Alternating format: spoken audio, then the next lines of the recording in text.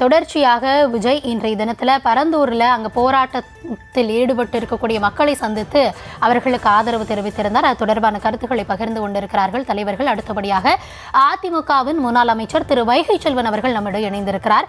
வணக்கம் திரு வைகை செல்வன். இன்றைய தினத்தில் போராட்ட களத்தில் மக்கள் கிட்ட பேசின விஜய் ஆளும் கட்சிக்கு எதிராக பல்வேறு குற்றச்சாட்டுகளை முன் வச்சிருந்தார். அதாவது எதிர்கட்சியாக இருக்கும்போது பல்வேறு திட்டங்களுக்கு எதிர்ப்பு தெரிவிக்கிறீங்க, ஆனால் ஆளும் கட்சியாக வந்ததற்கு பிறகு விவசாயிகளுக்கு எதிர்ப்பு நிலைப்பாட்டை எடுக்கிறீங்க, இதுல உங்களுக்கு என்ன ஆதாயம் இருக்கிறது, இது போன்ற பல கேள்விகளையும் குற்றச்சாட்டுகளையும் முன்வைத்திருந்தாரு. இது தொடர்பா நீங்க எப்படி பாக்குறீங்க இத? இல்ல, வணக்கம். பரந்தூர் பகுதியில விமான நிலையம் அமைப்பதற்கு தேவையற்ற ஒன்று. ஏனென்றால் விவசாயிகள் தங்களுடைய உயிர் ஆதாரமாக கருதுகிற விவசாய நிலங்களை அவர்களிடமிருந்து அபகரித்து கொண்டு ஒரு வளர்ச்சி என்கிற பெயரிலே விமான நிலையம் அமைப்பது என்பது அடாத செயல் என்பதுதான் எங்களுடைய கருத்து.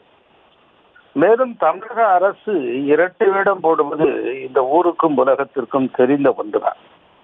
505 வாக்குறுதிகள் என்று சொல்லிவிட்டு முக்கியமான வாக்குறுதிகளை நிறைவேற்றாமல் தள்ளாடி கொண்டிருக்கிறது, தடுமாறி கொண்டிருக்கிறது திமுக சர்க்கார்.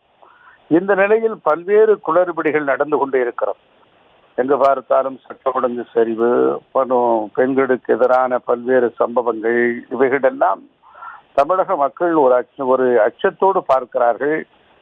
இன்று உயர்நீதிமன்றமே வழக்கை எடுத்து அந்த உயர்நீதிமன்றமே 3 பெண் காவல்துறை அதிகாரிகள் நியமித்து அவர்களின் மூலமாக அண்ணா பல்கலைக்கழகத்தின் மாணவிக்கு ஏற்பட்டிருக்கிற இன்னல்களுக்கு விடை காண வேண்டும் என்று தீர்ப்பு வழங்கியது. ஆக நிலைமை இவ்வாறெல்லாம் இருக்கிறது. ஆகவேதான் இது குறித்தெல்லாம் விஜய் அவர்கள் பேசியிருக்கிறார்கள். ஆக வளர்ச்சி என்பது ஒரு நாட்டுக்கு அவசியமான ஒன்று, அதில் எந்த மாற்று கருத்தும் இல்லை. வளர்ச்சி என்பது அந்த வளர்ச்சியின் மூலமாக மக்களுடைய வேலைவாய்ப்பு, அந்த வேலைவாய்ப்பு மூலமாக பொருளாதார வளர்ச்சி, இவைகளெல்லாம் ஏற்படும்.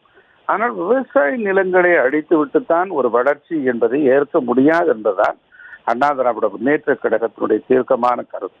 ஆகவேதான் மீத்தேன் ஈத்தேன் திட்டங்களை எல்லாம் எதிர்த்து தஞ்சை பகுதியிலே டெல்டா பகுதியிலே பாதுகாக்கப்பட்ட வேளாண் மண்டலம் என்று அறிவித்தது அண்ணா திராவிட முன்னேற்ற கழகத்தின் அரசாங்கம் என்பதை இந்த நேரத்தில் நான் அடிக்கோடிட விரும்புகிறேன்.